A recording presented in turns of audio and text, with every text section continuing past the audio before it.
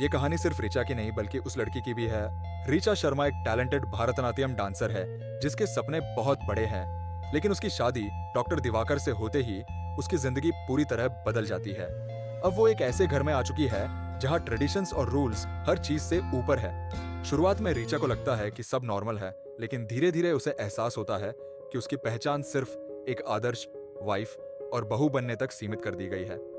उसे dance practice छोड़ने के लिए कहा जाता है। उसे सिखाया जाता है कि एक परफेक्ट बहू कैसे बिहेव करती है, और उसकी जिंदगी अब सिर्फ किचन और घर के कामों तक सीमित हो जाती है। सबसे बड़ा इमोशनल ब्रेकडाउन तब होता है जब एक दिन पूजा के दौरान उसे पीरियड की वजह से अलग बैठने के लिए कहा जाता है।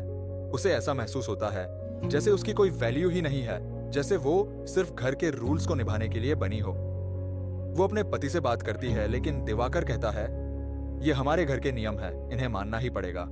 ये सुनकर ऋचा अंदर से टूट जाती है, लेकिन जब उसकी दोस्त नेहा उसे समझाती है कि उसकी भी एक अलग पहचान है, तब उसमें एक नई आग जल उठती है। वो डिसाइड करती है कि अब वो अपने सपनों को मारने नहीं देगी।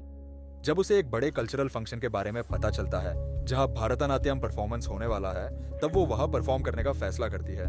दिवाकर को जब ये बात पता चलती है तो वो गुस्से में कहता है अगर तुम्हें डांस ही करना था तो शादी क्यों की।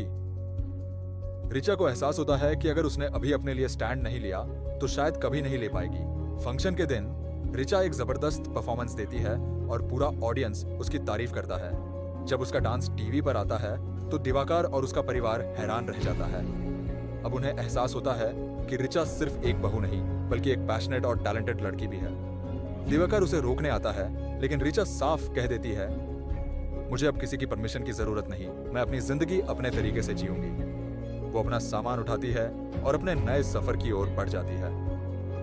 आखिर में ऋचा एक सक्सेसफुल डांसर बनती है और उसकी कहानी उन लाखों लड़कियों के लिए इंस्पिरेशन बनती है जो सोसाइटी के रूल्स की वजह से अपने ड्रीम्स छोड़ देती है।